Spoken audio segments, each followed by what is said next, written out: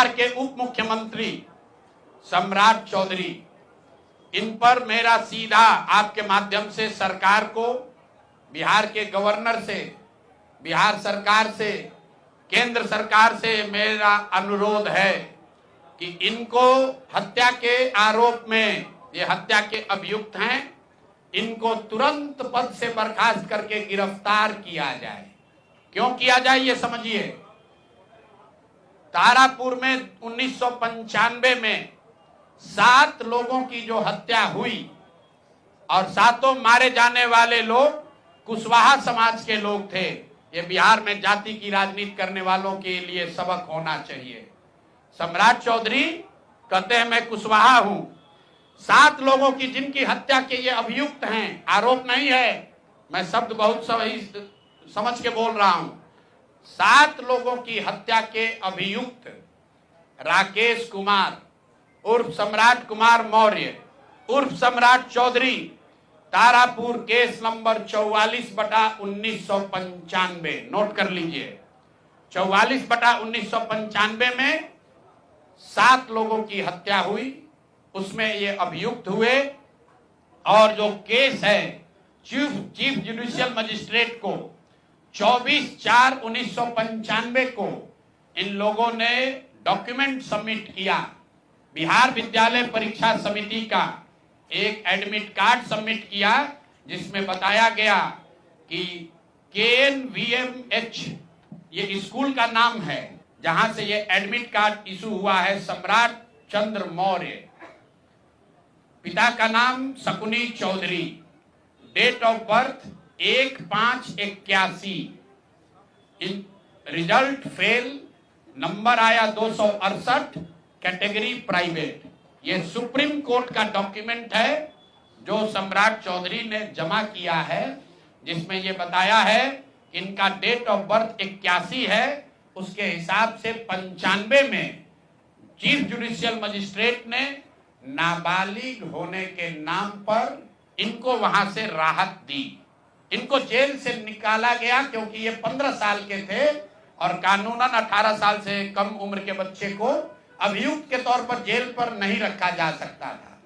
अब ये बात तो पब्लिक की जानकारी में है। अब मैं क्यों कह रहा हूं कि इनको आज अरेस्ट करना चाहिए, क्योंकि 2020 का जो सम्राट चौधरी ने अपना इलेक्शन एफिडेविट दिया है, इसमें अपना उम्र इन्होंने बताया है 51 साल। ये सम्राट चौधरी का इलेक्शन एफिडेविट है। इन्होंने अपना उम्र बताया 2020 में 51 साल। इसका मतलब है कि 2020 - 26 तो 1995 में इनका उम्र था 26 साल। तो 26 साल के उम्र के आदमी को कोर्ट ने गलती से गलत सर्टिफिकेट के आधार पर नाबालिग होने के नाम पर अभियुक्त होने के बावजूद, ध्यान दीजिए, अभियुक्त होने के बावजूद इनको जेल से बरी कर दिया गया था कि ये 15 साल के हैं, जबकि इनका अपना डॉक्यूमेंट बता रहा है कि ये उस समय 26 साल के थे। तो 26 साल के उम्र के आदमी पर अगर 6 लोगों की हत्या का आरोप है तो जब तक कोर्ट से वो फ्री नहीं होते हैं तब तक उनको जेल में होना चाहिए। और ये आदमी यहाँ का उप मुख्यमंत्री बनकर बैठा हुआ है। तो मैं यहाँ के मुख्यमंत्री से और बिहार के माननीय राज्यपाल से ये अनुरोध कर रहा हूं कि हत्या का आरोपी, हत्या का अभियुक्त सम्राट चौधरी, राकेश कुमार उर्फ सम्राट चौधरी उर्फ सम्राट कुमार मौर्य आज संवैधानिक पद पर बैठे हुए हैं। ये देश के संविधान का, देश के विधि विधान का इससे बड़ा अपमान नहीं हो सकता है कि जिस व्यक्ति को जेल में होना चाहिए वो आदमी यहाँ का उप मुख्यमंत्री बना हुआ है। तो मुख्यमंत्री नीतीश कुमार सीधे इस पर कार्रवाई करें। नहीं करेंगे तो कल परसों में हम लोग राज्यपाल के पास डेलीगेशन लेकर जाएंगे, सिर्फ बर्खास्तगी के लिए नहीं, सम्राट चौधरी के गिरफ्तारी के लिए।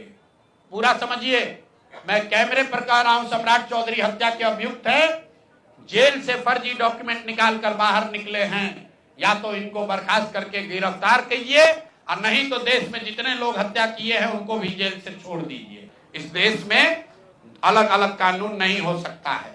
और ये गृह मंत्री के साथ घूम रहे हैं। मोदी जी को हम लोग कल पत्र लिखेंगे कि आपके पार्टी का नेता, जितने लोग भाजपा के समर्थक हैं, भाजपा के जितने लोग नेता हैं, कार्यकर्ता हैं, वोटर हैं, आपके जरिए से सबको बता रहा हूं, मेरे भाई एक बार अपने दिल पर हाथ रखकर सोचो।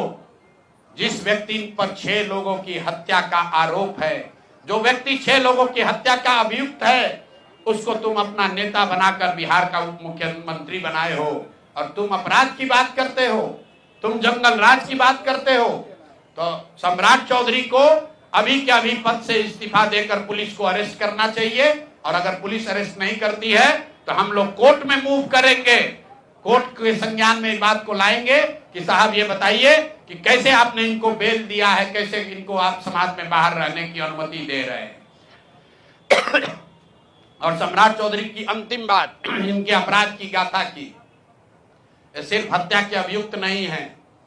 बिहार में पुरानी पत्रकारिता करने वाले लोग, आपने शिल्पी गौतम के रेप और हत्याकांड की कहानी सुनी होगी। आपने सुना होगा कि लालू जी के जंगल राज का जब चरम सीमा था, जितनी यहाँ माताएं बहनें हैं, जो पढ़े लिखे लोग, समझदार लोग हैं, स्वच्छ छवि वाले बिहार में रहने वाले लोग हैं, याद कर लीजिए शिल्पी गौतम रेप और मर्डर केस, जिसमें एक डॉक्टर के लड़के को और शिल्पी गौतम के साथ ऐसा आरोप लगा था कि उनके साथ सामूहिक बलात्कार और उसके बाद उनकी हत्या कर दी गई थी। साधु यादव पर उसका आरोप लगा था, बड़ी हंगामा हुआ, सीबीआई में केस गया। मैं आपके माध्यम से आज पूछ रहा हूं कि क्या अभी के उप मुख्यमंत्री सम्राट चौधरी उर्फ राकेश कुमार उर्फ सम्राट कुमार मौर्य उस केस में संदिग्ध अभियुक्त के तौर पर नामजद थे या नहीं थे, ये प्रेस में वो बता दें, उसके बाद हम उसका डॉक्यूमेंट आपको जारी करेंगे कि इनका सीबीआई ने इनको अभियुक्त के तौर पर इनकी जांच की थी कि नहीं, उस मुकदमा में इनको नामजद संदिग्ध बनाया गया था कि नहीं।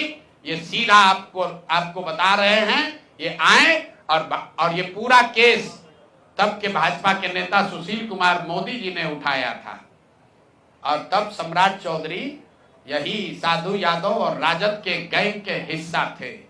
और अब वो बता दें, हम इतना ही बोल रहे हैं, अभी से भी गांधी जी ने कहा है गलती हो गई तो आकर माफी मांग लो, आकर बताइए कि उस केस में आप अभियुक्त के तौर पर आपको सीबीआई ने आपकी जांच की थी कि नहीं की थी, आपके सैंपल टेस्ट लिए गए थे कि नहीं लिए गए थे, आपके उस घटना में क्या संलिप्तता है नहीं है, ये बताइए।